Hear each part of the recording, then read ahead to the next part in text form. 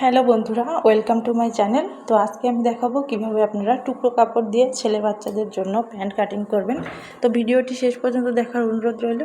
আশা করি ভিডিওটি দেখলে খুব সহজেই আপনারা ছেলে বাচ্চাদের জন্য প্যান্ট কাটিং করতে পারবেন। তো প্রথমে আমি কাপড়টিকে 2 ভাঁজ করে নিয়েছি, তারপরে 4 ভাঁজ করে নিয়েছি।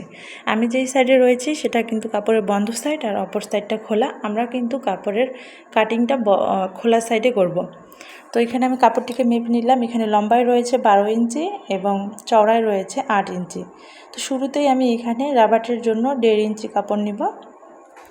রাবাটের জন্য কিন্তু এক্সট্রা 1.5 ইঞ্চি কাপড় নিয়ে তারপরে মার্কিং করতে হবে।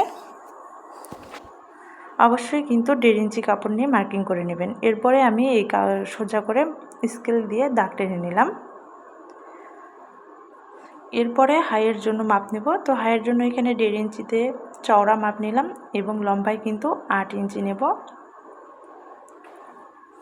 আপনাদের যদি কোথাও বুঝতে প্রবলেম হয় অবশ্যই কিন্তু কমেন্ট করে জানাবেন, আমি ডিটেলসে জানিয়ে দেব। তো এরপরে আমি স্কেলের সাহায্যে দাগ টেনে নিলাম। এরপরে একটি হাইয়ের শেপ দিয়ে দেব। এই শেপটা কিন্তু আপনারা সব সময় দিবেন। সুন্দরভাবে শেপটা দিলে কিন্তু প্যান্টের কাটিংটা বা সেলাইটা সুন্দর আসবে। তো এরপর আমি মুহুরির মাপ নিব প্যান্টের।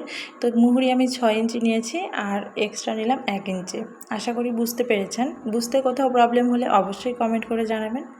তো এখানে মার্কিং করে নিলাম, দাগ টেনে নিলাম। এখন দাগ অনুযায়ী আমি কাটিং করে নিব। দাগ অনুযায়ী আমার কাটিং করা হয়ে গিয়েছে। আশা করি আপনারা বুঝতে পেরেছেন কিভাবে আমি কাটিংটি করলাম। তো এইভাবে যদি কাটিং করেন তাহলে কিন্তু খুব সহজেই ছেলে বাচ্চাদের হোক মেয়ে বাচ্চাদের হোক প্যান্ট আপনারা সেলাই করতে পারবেন। তো নতুনদের জন্য ভিডিওটি খুব হেল্পফুল হবে। এখন আমি এই যে হাইয়ের মাপটা আছে এইভাবে সেলাই করে নেব। আশা করি ভিডিওটি ভালো লেগেছে।